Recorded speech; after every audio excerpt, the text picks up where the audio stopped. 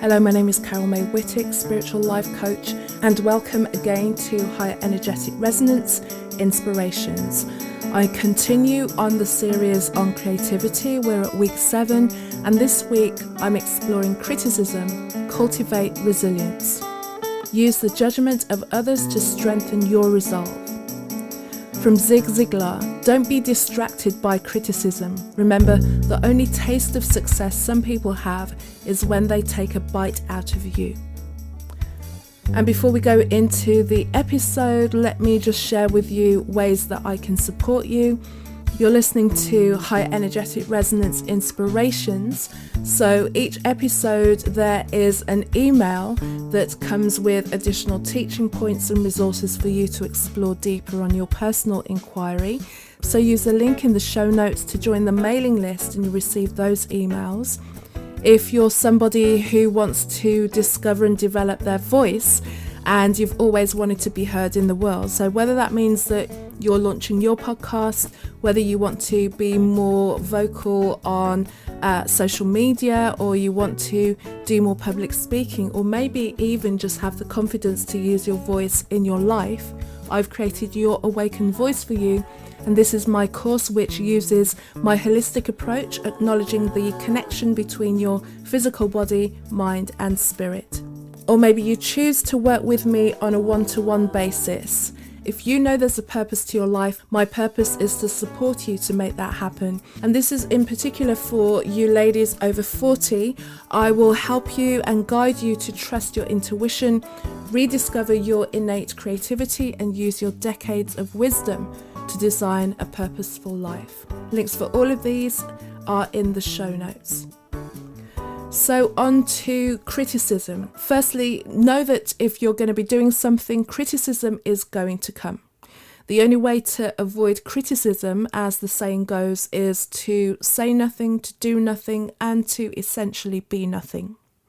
There are varying forms of criticism. Criticism in itself is the action of expressing disapproval of something or someone. Usually criticism tends to be negative, a negative critique. It's set out with the intent to pick something apart without thinking about whether you're helping someone improve. So it's usually quite destructive and more times than not extremely unproductive. And the impact of criticism is that it affects us. It can affect us negatively too. We can notice that it's affecting our creativity, creating an adverse effect around our personal well-being, because criticism can trigger feelings of insecurity, self-doubt, and can potentially erode any resistance and resilience that we're building up. It can also get you to be questioning your self-worth or undermine your confidence. So that's criticism.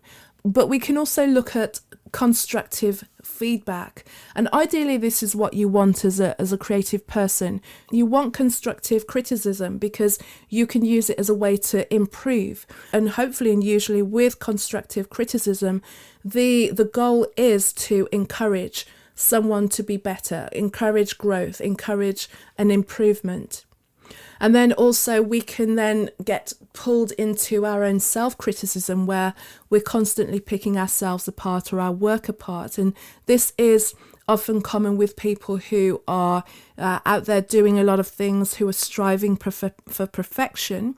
But there comes a point, we want things to be good, but we know that things can't always be perfect. And I went through perfection last week, in last week's episode, and highlighting as well where the pursuit of perfection can become debilitating. How do we build ourselves up so that we're in a place and a space where we're able to receive the constructive criticism or able to be strong in the face of the negative and unsupportive criticism that we're ultimately going to receive?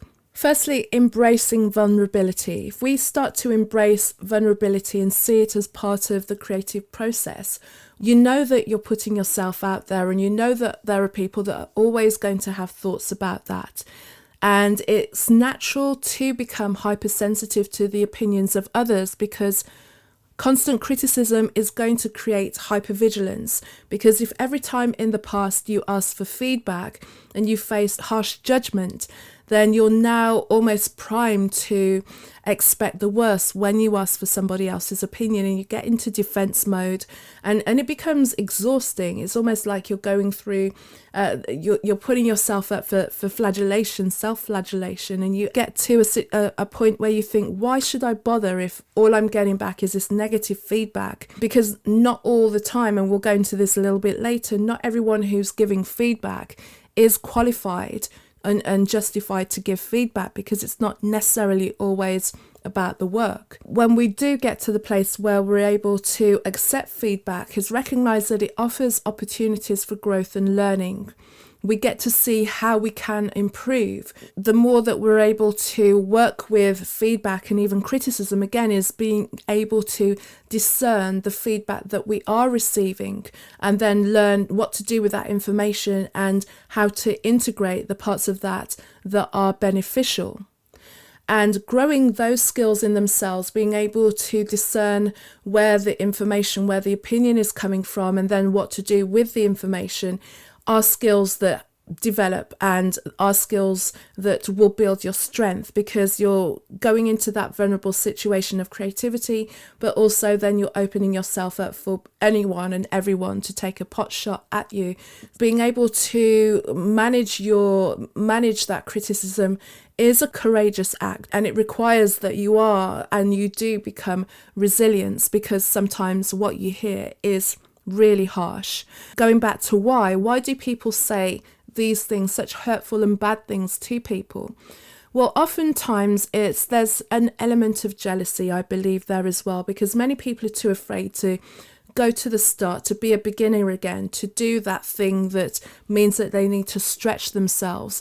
And often seeing other people do what they want to do, or a version of what they want to do, stepping out of themselves and stepping into more, they notice the gap between where they are, and especially if it's somebody that you've been around for a long time, friend, family, or people that are just in your circle, and then they notice that you're starting to make moves.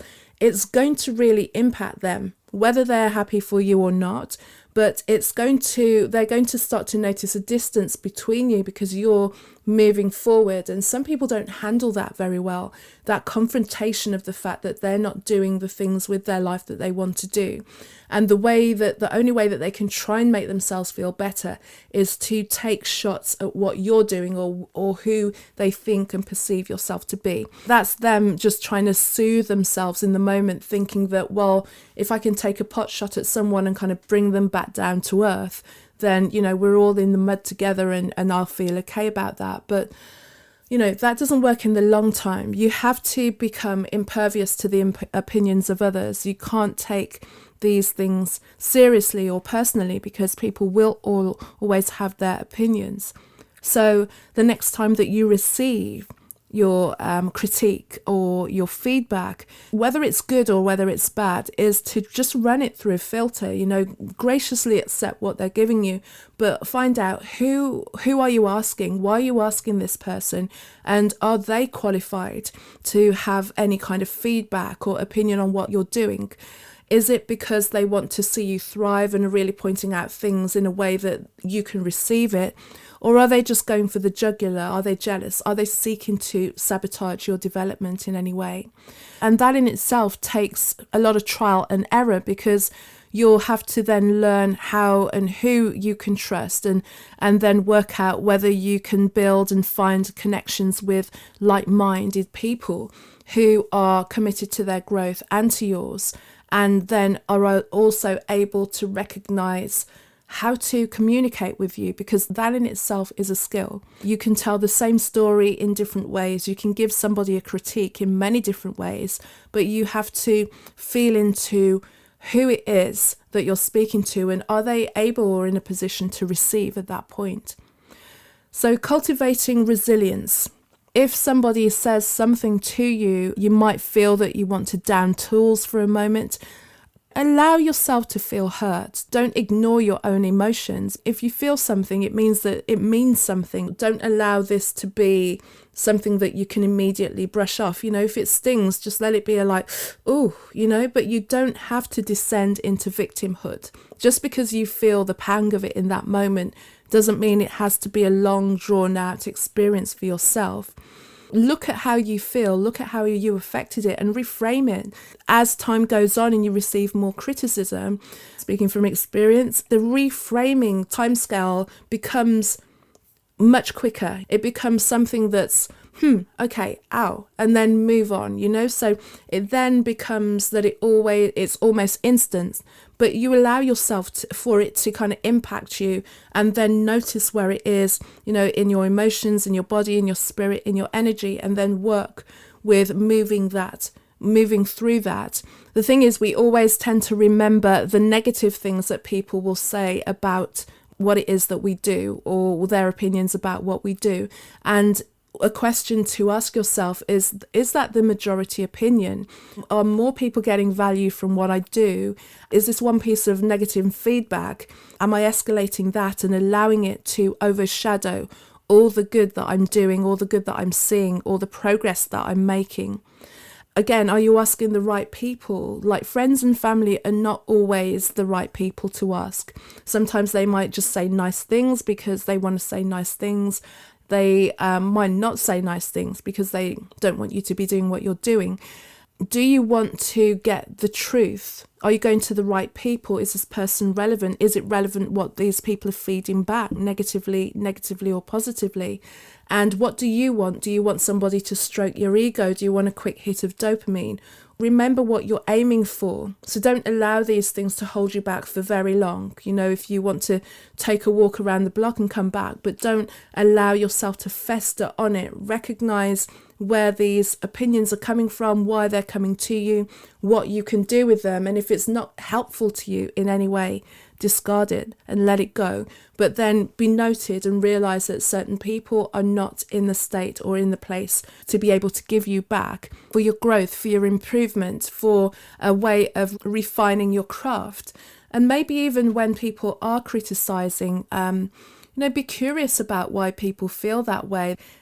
Maybe as you feel stronger in that is to ask people questions about what they're trying to feed back to you. Because the more questions that you're able to ask, and that's if someone's brave enough or, bold enough to have a conversation and say these things to your face as opposed to some comment on social media, is then you're able to find out about the mindset and the psyche of the person that's giving you this feedback. And then you can use that again to recognize when similar things come back to you in the future. You're like, okay, I've met this one before. This is the kind of person that I want to hear from, or this is the kind of person that I don't want to hear from. So it's all good. But in the first instance, we're human, we have emotions, and it doesn't always necessarily feel so good. So by that token is when we then start to set healthy boundaries around our criticism, and that's both external and internal, so that we take a break from constantly churning through the feedback and the praise as well. So that we can work out what's going to be helpful for us, and when something is just detrimental. And again, is it inspiring to you? Is it making you want to learn more and do more, or is it crushing you? Is it crushing your soul? And again, asking the question: Is this somebody feeding back about the work that I'm doing and the work that I'm asking, or are they giving a personal attack and using this as an opportunity to do that? Remember that your creative process, whatever you're creating, is a sacred process with you and with your spirit, with your higher self, with your soul. This is sacred and it must be protected. So if you want to work with others, is then to seek out a supportive community of peers and mentors and allies who can then offer you collaboration, feedback and encouragement. Because if you're in that space around people like that, they too will understand what you've experienced, because anyone who's putting themselves out in a new way will have stories that they have experienced, ways that they've overcome. And it's good to share and recognize the similarities, and often to joke about it, because after a while you recognize there is a pattern to these haters, and it becomes a joke after a while, and then it kind of extends into you feeling, some sort of compassion and almost pity for people who are still lashing out at you, and that the fact that you just doing your work and living your life has such an impact on them that they have to consistently be commenting on what you're doing instead of utilizing that observational energy, which is very useful for creativity, to pick apart what you're doing as opposed to look at what they're doing or not doing within their lives and direct that energy and that skill of observation back to themselves. You must always honor your vision and lean into your intuition, especially amidst that criticism, the external judgment, and sometimes even when your own inner critic starts to buy into the stories that people are telling you. It is hard, but you do develop a strength and you build a new trust within yourself that after a while, few people will be able to understand or match, because you're connecting with yourself, with your intuition, so that even when you're getting the worst things said to you, you're almost communicating within yourself and going, how does this feel? Is this true? Where's this coming from? If you feel that you're not handling criticism very well, if you feel that even constructive criticism and constructive feedback is challenging for you to navigate, then I invite you to work on building that connection with your intuition, with your inner self, to get to really know who you are and what you're trying to express, so that even when you're going to even experts within your field, that you don't get swayed completely off your own track, that you still are congruent and authentic to what you want to build for yourself. Then you'll get to a point where you exude a confidence that is magnetic, and people would then dare not come to you with any feedback or any critique unless they know that they can absolutely help you. Because then it becomes clear that as you're moving forward closer into yourself, what they're saying to you to try and pull you down reflects more on them than is any kind of reflection of who you are or what you're doing. And to finish, there is a quote from Leonard Bernstein. "I've been all over the world and I've never seen a statue of a critic." Thank you for joining me again on another episode of Higher Energetic Resonance Inspirations.